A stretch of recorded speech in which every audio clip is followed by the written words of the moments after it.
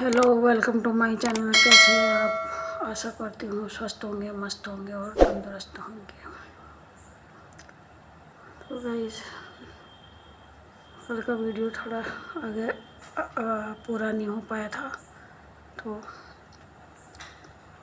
कल की बाकी बात मैं आज बता रही हूँ कि हमारे साथ किन्नरों ने क्या क्या किया। तो गाइस, पहले हमने मकान बेच दिया था। मेरे बेटे की नौकरी नहीं थी, नौकरी छूट गई थी मेरे बेटे की कोरोना टाइम पे, और हमारे घर में पैसे भी नहीं थे। और किन्नरों को लगा कि इन्होंने ना नया मकान ख़रीदा है, जबकि हमने अपने पुराना मकान बेच के, मजबूरी में बेचना पड़ता हर कुछ, तो हमने पुराना बड़ा मकान था उसको बेचा था। उसको बेच के फिर दूसरा मकान लिया था। तो कई बार मजबूरी हो जाती है कोई भी चीज़ बेचने की। अभी अगले को थोड़ा ना समझ में आता कि आदमी कैसा मजबूरी में बेच के आया है। तो हमने अपना मकान बेचा वो पुराना वाला, उसकी जगह फिर हमने ख़रीदा। तो सोचा दो पैसे थोड़ा, अब नौकरी छूट गई थी तो घर भी चलाना था, तो हमने वो पुराना मकान बेच दिया था और फिर एक जगह लेके थोड़े बहुत पैसे बचे थे। पर मेरी बेटी की भी तबीयत ख़राब हो गई फिर, और मेरी बेटी को ऑपरेशन हो रखा था और उसका इलाज चल रहा था, मतलब तो उसका भी इलाज चल रहा था। तो वो आई हुई थी हमारे पास। अब इन किन्नरों ने इतना मतलब दुखी कर दिया हमको कि पहले तो इन्होंने हमारे दरवाजे तोड़ दिए, मतलब इतनी ज़ोर ज़ोर से। फिर हमने खोला, चलो जैसे कैसे करके खोला। फिर मैंने बताया था पिछले वीडियो में कि मेरे बेटे के पर्स में सिर्फ 200 रुपये थे उस समय, और अकाउंट भी खाली था, मतलब पैसे थे ही नहीं। उसके पर्स में सिर्फ 200 रुपये बचे हुए थे। तो अब उसने सोचा यही है मेरे पास, तो मेरे बेटे ने किन्नरों को निकाल के दिया। बोले देखो, बोले हमारे पास यही है। और जिसमें मैंने 4 साड़ियाँ दे दी थी, 4 साड़ियाँ और 2 सूट। सोचो,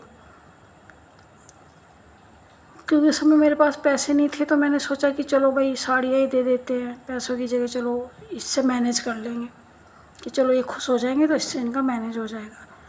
तो नई नई 4 साड़ियाँ और 2 नए नए सूट, मतलब 6 जोड़ी कपड़े सोचो।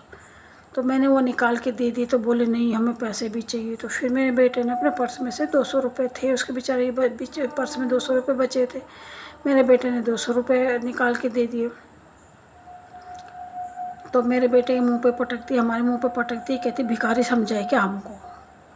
अब बताओ, जिसमें कि 4 साड़ियाँ 2 सूट मैंने निकाल के रख दिए थे उसके आगे, और फिर वहाँ से घर से भिन भिनाती हुई चली गई। इधर पड़ोसियों के भी बेचारे, हमारी शादी हुई थी, लड़की की शादी करी थी उन्होंने भी, उनके घर में भी चले गए। इधर भी एक पड़ोसियों ने नया मकान लिया था, उनके घर चले गए। चलो ठीक है, तो हमने सोचा ठीक है अब चले गए भाई, जब इनको नहीं लेना तो चले गए। तो हमने दरवाज़ा बंद कर दिया फिर वापस से। फिर दोबारा से इन्होंने दोबारा से आती हैं और दोबारा से ले हमारे दरवाजे पे मारा मारा मारी, और बोले खोलो खोलो खोलो। फिर अब हमें मजबूरी में खोलना पड़ा। फिर खोला तो फिर देखो, ये हमारी पूरी अलमारियाँ खोल दी इन्होंने। और तो उसमें पुराने कपड़े थे, नए कपड़े होते तो साथ ही सारे उठा के ले जाते। और गहने पाते भी नहीं थे हमारे पास, ऐसे कुछ हैं तो गहने पाते भी हमारे बिक गए, मतलब जो भी थी ज्वेलरी वगैरह वो हम बिक गई, मतलब तो ये हमारे पास ऐसे थे ही नहीं। अब मजबूरी में इंसान अब क्या क्या बेचते हैं, इनको थोड़ा ना पता था। अब इनके सामने थोड़ा ना हम रोते रहेंगे कि भाई हमने तो ये भी बेच दिया, वो भी। अब ठीक है, कई लोग तो झूठ बोलते हैं, पर झूठ भी बोल रहे तो पर यार ये तुमको जितना मिल रहा हो उतना ले जाओ ना, जितना कोई अपनी खुशी से दे रहा है तो ले जाओ। अभी थोड़ा ना तो अगले को लूट ही लोगे। तो फिर इन्होंने फिर क्या हुआ कि फिर ये हमारे ऊपर वाले फ्लोर में भी जाने लगी, ऊपर वाले पोर्शन में जाने लग गई। वहाँ भी बल्कि जाने लगी नहीं, चली गई।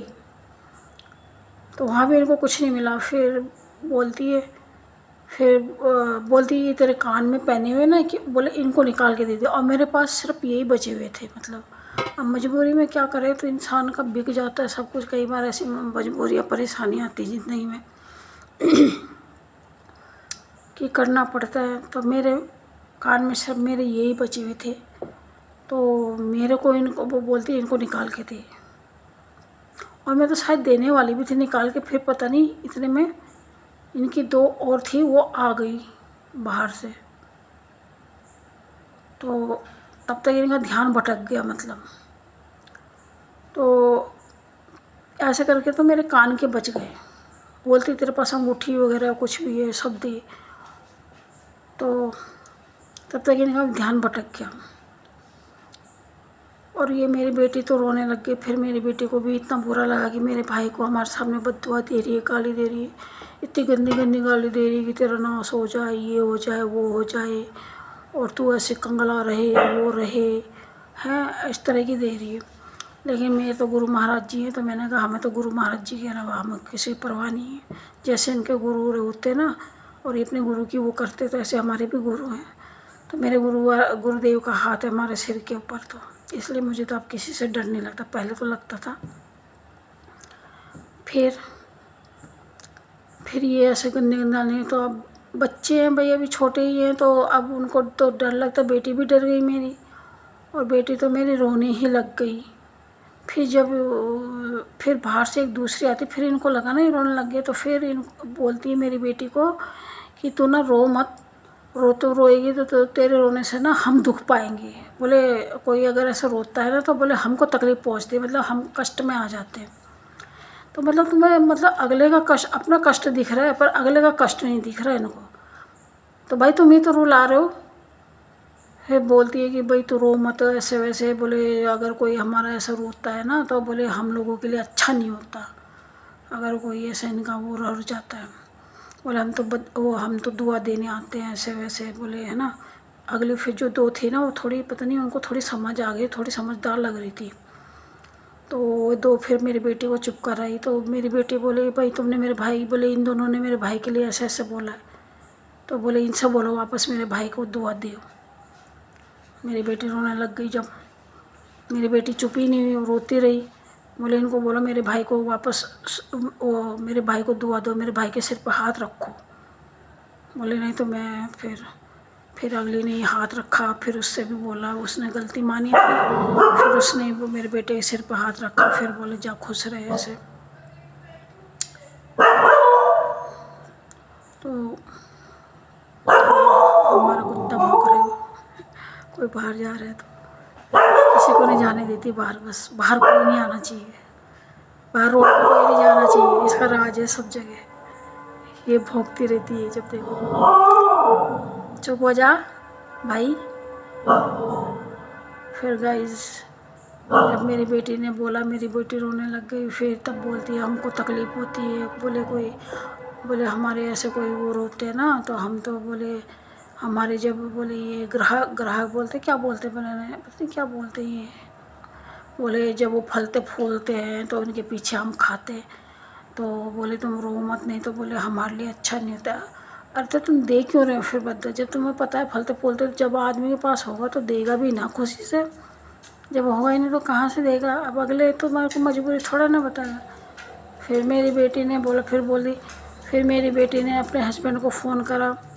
और मेरे बेटे ना अपना फ़ोन चेक करवा दिया, अपना अकाउंट चेक करवा दिया फ़ोन में सारे। पर इन लोगों को, बेशरम लोगों को इतना रत्ती भर शर्म नहीं है कि अगला दिखा रहा है तुमको कि भैया नहीं है अभी हमारे पास, होते तो हम दे देते। 11,000 मांग रही थी, सोचो।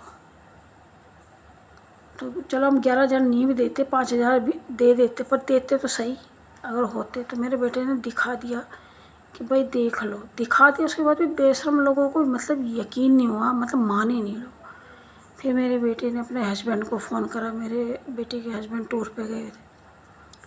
फिर उसी ने बोला कि भैया आप ना 1100 रुपये ट्रांसफ़र कर दो भैया के अकाउंट में। फिर हमारे जवाई ने मेरे बेटे के अकाउंट में पैसे ट्रांसफ़र करे पहले। फिर हमने तो क्या बोलती है हमको कि अगर हमने बोला हमारे पास तो कैश है नहीं, मतलब वो जवाई साहब वो कर रहे, तो फिर इन्होंने एक नंबर दिया हमको, बोले आप ना उसमें ट्रांसफ़र कर दो। फिर मेरे बेटे ने उसमें ट्रांसफ़र करे पैसे। और सोचो 4 साड़ी और 2 सूट, जबकि ये ले चुके थे हमसे। अब ऐसे लूट बाजारी मचा रखी इन्होंने, बताओ। अरे ये हमारे साथ इसलिए लूट बाजारी मचाएगी, इनको लगा बच्चे भी छोटे हैं, मैं अकेली औरत, इसके पापा थे नहीं, है नहीं मतलब। तो इन्होंने हमारे घर में कुछ ज़्यादा ही तांडव मचा दिया मतलब। अब ये देखे तो अकेले, अब माँ और मेरी बेटी थी, मेरा बेचारा एकलौता लड़का है मेरा। बस इनकी ऐसे तांडव दादागिरी शुरू हो गई यहाँ पे। फिर जैसे कैसे करके, फिर जब इनको लगा ना, इनको भी ऐसा लगता ना कि इनका वो नहीं होना चाहिए, यजमान बोलते पता नहीं क्या बोलते हैं, तो वो अगर रो जाता है ना तो इन लोगों को कष्ट होता है मतलब। अगर ये उनको रुला देते हैं ना तो मतलब ये लगा लो इन्हीं लोगों को तकलीफ़ पहुंचती है मतलब। फिर ये फलते फूलते भी नहीं, इन्हीं को बद्दुआ लगती है जाके। फिर वो तो अगली समझदार थी, फिर उसी ने बोला कि बोले ना आप रो मत, क्योंकि आपके मतलब बोले हमारा कोई ऐसे ही रोता है ना तो बोले हम लोगों को तकलीफ़ होती है, बोले हम लोगों को कष्ट पहुंचता है, बोले फिर हमारे धंधे पे भी असर पड़ता है, ऐसे बोलती है। फिर 1100 रुपये, 4 साड़ी नई नई, 2 सूट लेके तब जाके ये लोग माने। फिर जैसे कैसे करके हमारी जान छूटी इनसे। फिर मतलब तब से इन लोगों को देख के मेरे को तो डर भी लगता है और गुस्सा भी आता है। मतलब मैं इन लोगों को अब पसंद ही नहीं करती। पहले तो मैं इनको ये सोचती थी चलो यार भगवान ने इनको सब पैदा करा तो मैं खुशी से दे देती, और इन्होंने तो हर जगह मचा रखा, रेलवे स्टेशन, बस स्टैंड, घर में, कहीं भी जहाँ भी मिलो ये बस मतलब लूटने, जैसे वो गुंडे होते ना लूटने वाले, ऐसे जैसे गुंडे चाकू की नोक पर लूटते हैं ना कि भैया दे, तो ये अपनी बद्दुआ से डरा डरा के और अपना नंगापन दिखा दिखा के लोगों को डराते हैं, इस तरह की हरकतें करते हैं। फिर चलो ये उस दिन तो हमारी जान जैसे कैसे करके फिर छूटी। अब शायद इन लोगों को भी पता होगा, ये जानते होंगे, अब ये पता नहीं असली नकली कौन होते हैं। तो ये लोग तो चलेगा, अब सोचो उसके जस्ट दूसरे दिन एक मोटी सी गैंडी सी इतनी बड़ी कार में आ गई किसी के साथ, और तो अच्छा मेरे गेट पे ताला लगा हुआ था उस दिन, और सुबह लेके आ गई, 7-8 बजे ही आ गई, सोचो आप, एक मोटी सी। और हमारे गेट को कि बोले नया मकान लिया ऐसे वैसे, तो मैंने ताला नहीं खोला भाई, दूसरे दिन की बात है, उन लोगों को जाने के बाद की बात है। फिर मैंने ताला नहीं खोला, मैं अंदर से बात करी, मैंने कहा हाँ क्या बात है, बोले नया मकान लिया, बधाई दो, ये वो दो। तो मैंने कहा ले तो गए तुम्हारे, मैंने कहा कल, बोले कौन ले गया, हमें नहीं पता, बोले अब हमें तो क्या पता कौन लेके गया, ऐसे वैसे, मतलब वो हमको उल्लू बना रही थी, वो भी सोच रही थी मैं भी लूट के ले जाऊँ। तो मैंने कहा भैया हमने बाकायदा पैसे दिए और ये देख ले, ये ट्रांसफ़र किया है, वो तो अच्छा हुआ कि ऑनलाइन ट्रांसफ़र थे पैसे। आप सोचो अगर ऑनलाइन नहीं होते ना, और ऑनलाइन हमको दिखाते नहीं, तो मतलब वो भी हमको लूटने आ गए, दूसरी वाली हिजड़ी, दूसरा वाला हिजड़ा, दूसरे दिन सुबह, क्योंकि उनको लगा होगा भाई ये डर गए ऐसे, इतना तो उस दिन लूट के ले गए। फिर दूसरे दिन भी फिर वो तो ऑनलाइन हमारे पास सबूत था कि भैया हमने मतलब ऐसे ऐसे नाम से ट्रांसफ़र किए, उस बंदे के खाते में ट्रांसफ़र किए। फिर जब हमने उसको दिखा दिया, फिर गई वो, सोचो, फिर अपना एक कार्ड दे के जाती है, बोलती ये मेरा कार्ड है, और बोले किसी का बच्चा हो कॉलोनी में या कुछ हो तो मेरे को फ़ोन नंबर कर देना। तो हम पागल है, ऐसे लुटेरों को फ़ोन करेंगे अगले को परेशान करने के लिए। मतलब कार्ड देती है, बोलती है कि बोले मैं उनकी गुरु हूँ। अरे तो गुरु है तो तुझे पता नहीं, तेरे चलो ने बताया नहीं कि भाई तुम चेले लेके गए हैं। लेकिन फिर कार्ड दे के जाती है मेरे को, बोले वो तो अच्छा मैंने खोला नहीं, फिर बाहर से कार्ड देती है, अच्छा ठीक है, बोले ये मेरा कार्ड है, और आप लोग मतलब कॉलोनी में किसी का गृह प्रवेश हो और किसी का बच्चा हो साथी हो तो आप मुझे फ़ोन कर देना। तो मतलब हम पागल है, ऐसे लुटेरों को फ़ोन करेंगे हैं और दूसरे की बद्दुआ लेंगे। तो भैया ऐसे लोगों से तो दूरी भली है, और सही बात है, ऐसे लोगों का बहिष्कार करो। ऐसे गुंडागर्दी नहीं चलती, क्योंकि अगला आदमी भी कैसे मेहनत मजदूरी कर रहा है, चप्पल नहीं पहना, चप्पल घिस रहा है, अपने लिए कपड़े लगते नहीं पहन पा रहा, अपने बच्चों को एक जोड़ी कपड़े ढंग से नहीं पहना रहा आजकल की महंगाई के ज़माने में। और ये लोगों को चाहिए साड़ियाँ भी फ्री मिल रही, पैसा मतलब इनको अय्यासी चाहिए बस। अगले का घर का खर्चा नहीं चल रहा और अगला इतनी मेहनत मजदूरी कर रहा है। ठीक है, मानते हैं इनका रोज़गार है, पर लोग बात देते हैं भैया, इनको अपनी खुशी से देते हैं, क्योंकि लोग बात बोलते हैं कि चलो भाई इनकी दुआ लग जाएगी, इसलिए लोग अपनी खुशी से देते। मैं भी देती थी, पर उस दिन से तो मेरा दिमाग ख़राब हुआ। और अब एक दो जगह वीडियो देख के भी, और वीडियो तो छोड़ो, हम खुद ही परेशान हो गए। सफ़र में जाते तो अब मेरा बेटा भी रोक रोक के दे सफ़र में जाओ कहीं। और बेचारे नौकरी चाकरी वाले हैं, उनका तो रोज़ के स्टॉपेज रहते, तो रोज़ कहाँ से देगा अगला भी। दिल्ली जैसे बस में 2-4 बसें बदलनी पड़ती हैं। अब दिल्ली में तो रोज़ का आप जानते हो, कोई आदमी गाज़ियाबाद से नौकरी जा रहा है, नोएडा जा रहा है, तो आप बताओ उसे कितनी ट्रेन बदलनी पड़ेगी, और कितनी अगर बस से जा रहा है तो कितनी बस बदलनी पड़ेगी। लेकिन इनको तो मजाक सोचा रहता। अब रोज़ वो इनको ऐसे रोज़ रोज़ देता रहेगा तो बताओ बेचारा घर का खर्चा कैसे चलाएगा, बच्चे कैसे पालेगा। तो ऐसे लोगों का बहिष्कार करे, सब मिल के करें। ऐसे ना सोचे कि भैया मोहल्ले पड़ोस में, हमारे मोहल्ले पड़ोस तो ऐसे किसी से कोई मतलब ही नहीं है। और हाँ, जो कोई ऐसा रहता है, मतलब जैसे जैसे इनको लगता है भाई इनके सिर पर आदमी का हाथ नहीं है, इनका आदमी नहीं है, तो उन लोगों को तो ये बिल्कुल ही मतलब कुछ समझते ही नहीं। कहते ना कि जैसे बेसहारा सब उन्हें सोचते कि हमारे कुछ काम के नहीं है, ऐसा सोचते हैं। तो उनके साथ ये हमारे तो मोहल्ला पड़ोस में व्यवहार भी नहीं रखते, क्योंकि लोग बाग आजकल का ज़माना ऐसा है कि जिसके पास 2 पैसा है तो लोग बाग उसी के तलवे चाटते हैं। और तलवे क्या, फिर जैसे ऐसा लगता है ना कि भैया आदमी अकेली औरत को तो वैसे भी लोग बाग पता नहीं ऐसा समझते कि पता नहीं क्या ही समझते हैं कि इसको तो हम मतलब दबा के खा जाए, मतलब ऐसा समझते हैं। तो मैं हमारे तो मोहल्ले पड़ोस में भी ऐसे ही लोग, किसी को ऐसे नहीं रहता कि हाँ भैया इन पे परेशानी है या कुछ है, कोई लेना देना नहीं होता। इसलिए मैं भी अब इतना मतलब चाहती नहीं हूँ, क्योंकि हमने भी नहीं, हमें साल भर में तो पता चल ही जाता है। तो ऐसे लोग हैं, अब क्या करें बताओ, क्योंकि इनको लगता है कि भैया इनके पास इतना कुछ है नहीं। तो वही बात है, इतना मतलब पैसा की बात नहीं है, बात ये सोचते ना कि भाई इनके आदमी नहीं है या कुछ नहीं है, मतलब ऐसे। तो उस औरत को तो मतलब ये लोग ऐसे समझने लग जाते हैं।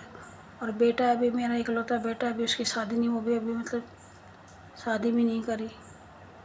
तो आजकल ज़माना भी ऐसे ही है, क्या कर सकते। चलो गाइस, सब अपना ध्यान रखना और ऐसे लोगों का बहिष्कार करें, और जो ज़रूरतमंद है उनकी मदद करें। तो फिर मिलते हैं नेक्स्ट वीडियो में। धन्यवाद, नमस्कार सबको।